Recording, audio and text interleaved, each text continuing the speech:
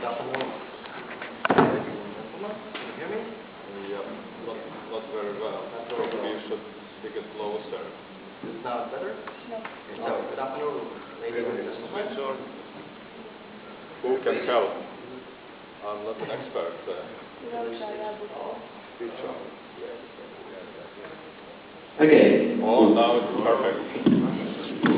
Okay, so, again, good afternoon, ladies and gentlemen. My name is Kirpluks. I'm from Latvian State Institute of Food Chemistry, Polymer Laboratory. Today I will present my presentation. A presentation on rigid polyurethane foam containing up to 35% of raw materials of good origin. This work is done in frames of European System Framework Program project Plus, and I will start talking with this project. So the project goal is forest resource sustainability through bio-based composite development. And our work consists of developing rigid polyurethane foam from renewable resources, in that way substituting petrochemical products. And also filling these foams with wood-derived fibers and test their properties. About the project, there are 14 different partners in the project, and from 8 different European countries. And the topics of the project are quite wide. There are polypropylene, manufacturing of materials from polypropylene, and introducing wood fibers in these products, biodegradable polymer producing, but my work is polyurethane foam. To start, we have to synthesize hydroxyl containing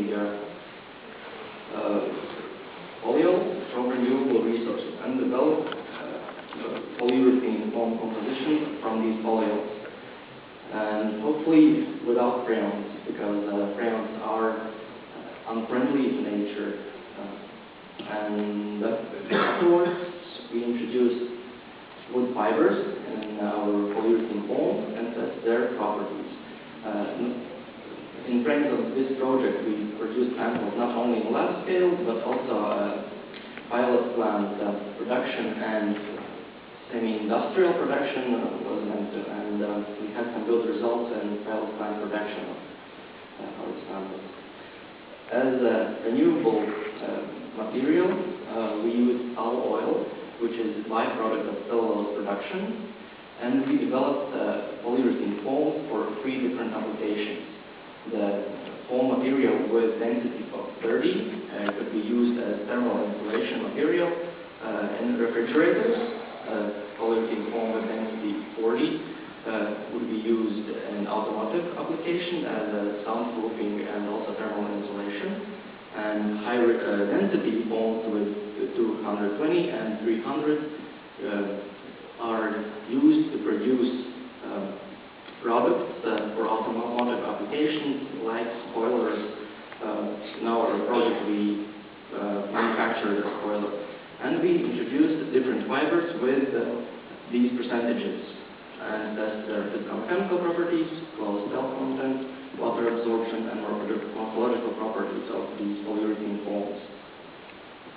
So, as I mentioned before, tall oil is a cellulose production byproduct, and our tall oil we obtained from Finland. In Finland there are several cellulose pulp plants, and the crude tall oil is collected and refined in a company called Fokken. And this refined tall oil with different grades of rosin acid we use to synthesize our polyols in oil kit production and lab scale production. And we made the polyurethane foam compositions and obtained our samples. To synthesize hydroxyl containing compounds from tall oil, we use 2 methods: anodization process with ethynylamine and esterification process with 3-ethynylamine.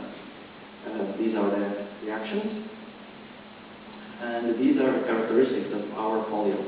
and the tall oil we use. So the different grade of rosin acids in the tall oil and the characteristics of the synthesized polyols. The rosin acid content is interesting for construction applications because the foams with higher rosin acid content in them have interesting flammability properties because rosin acids decrease smoke production from when the foam is burning. But with the very high amount of rosin acid in the foam, the polyol was not processable with equipment to produce polyurethane foam. But nevertheless, the hydroxyl amount in our polyols was good enough to obtain polyurethane foams. And these are the compositions for our foams, and we managed to obtain quite high renewable resource content in these foams. Unfortunately, for production of car spoiler, we had some technical difficulties, and we could manage only increase 8% of renewable materials in this product, but we hope that in the near future it will be around 15%. And for our polyurethane foams, we added bio-based fibers, wood fibers and cellulose fibers, and we used carbon and flax fibers as comparison materials. And these are the percentages, how much we introduced these fibers in the polyurethane foam. These are characteristics of the fibers. The fibers are not very large, it's more like fiber dust. But the biggest problem is that the natural fibers contain water in them, and water works as a blowing agent in polyurethane composition, and it disrupts the properties of the foam. And carbon fibers don't have much water in them, they are completely dry. And here you see a reaction of water with isocyanate. This is differential chemical graph, and all natural fibers have a peak of water reaction with isocyanate. But for carbon fibers, you don't see this. When we dry fibers, this peak disappeared, but also we don't see a reaction of fiber hydroxyl groups with isocyanate, so we don't see a theoretical urethane bonding of fibers and the polymer matrix.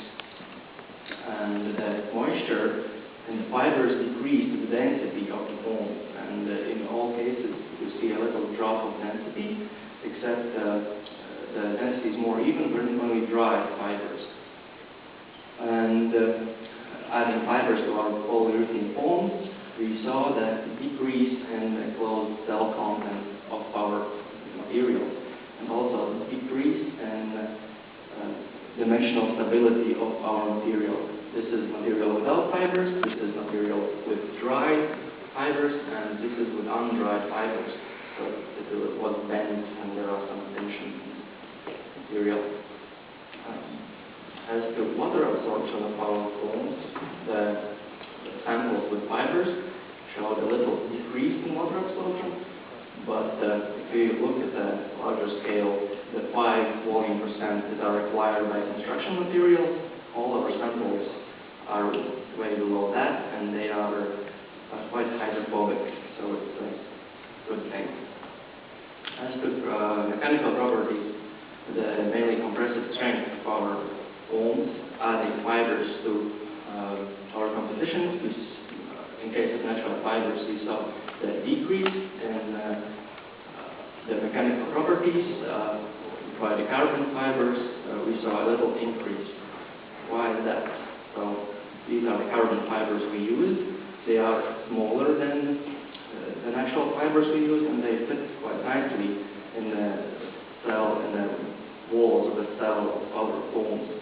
But 4.2% is quite low amount, and they are quite dispersed in all the foam structures, so it's quite hard to see where exactly they are.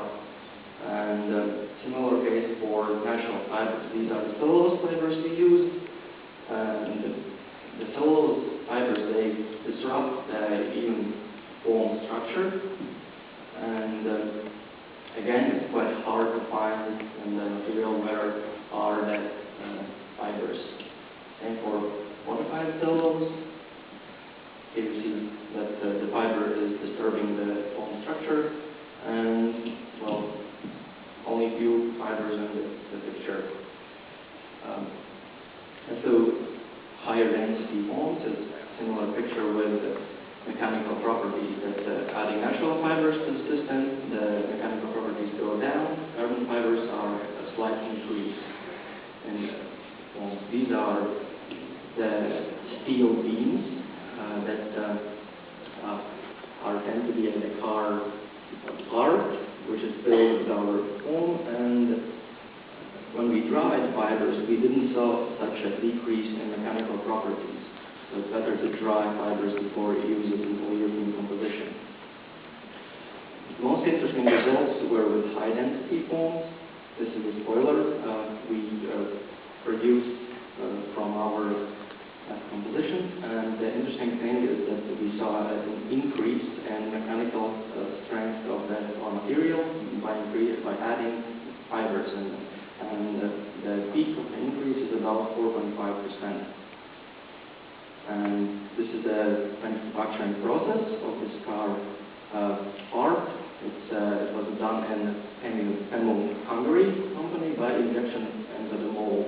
And this is already done the car part. And these are this material with 8% of renewable material, and we say that it's comparable to already used BSF foam material, which is produced from petrochemical material, and cell structure is similar. Here is the smaller scale, and as to mechanical properties, they are also comparable with the BSF product. So the flexion test and compression test, and the results are, well, maybe not even, but comparable. And our material from renewable resources is, we said, it is competitive with the BSF product.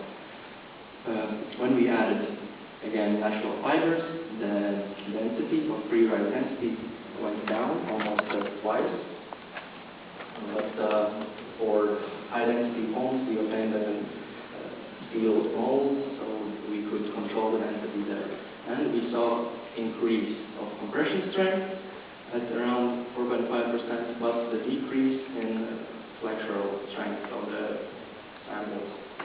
And these are comparison of the foams without fibers and foams with good fibers and cellulose fibers. And what we saw that the cell amount increased and the cells are smaller when you add good fibers. And here is our fibers inside nicely fitted in polymer matrix. What was interesting with the samples by adding natural fibers, that the cell structure at the wall of the mold changed from the core samples. And at the wall, they are oriented horizontally to foaming direction, which is up here. And in the core of the foam, we saw an elongation for the foaming direction. And for conclusion, during this project, we managed to produce polyurethane compositions with 29% of renewable material content in them. By adding natural fibers, it increased renewable material content to 35%. But unfortunately, for low density foam, the mechanical properties dropped down when we added natural fibers. This was not the case in high density foams when we saw an increase in mechanical properties. When you add natural fibers into polyurethane composition, you must take into account moisture, what comes with the fibers. And the fibers disrupt the cell structure, and the content of closed cells drop down. And we were able to produce our materials not only on lab scale, but also on industrial scale. And thank you very much for your attention.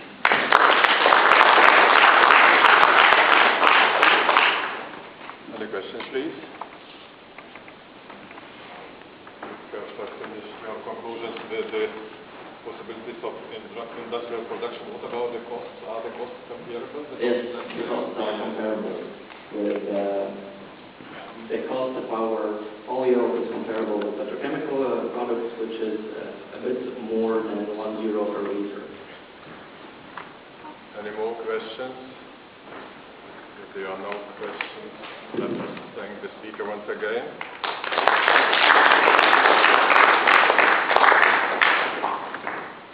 The next presentation will be given by Yuri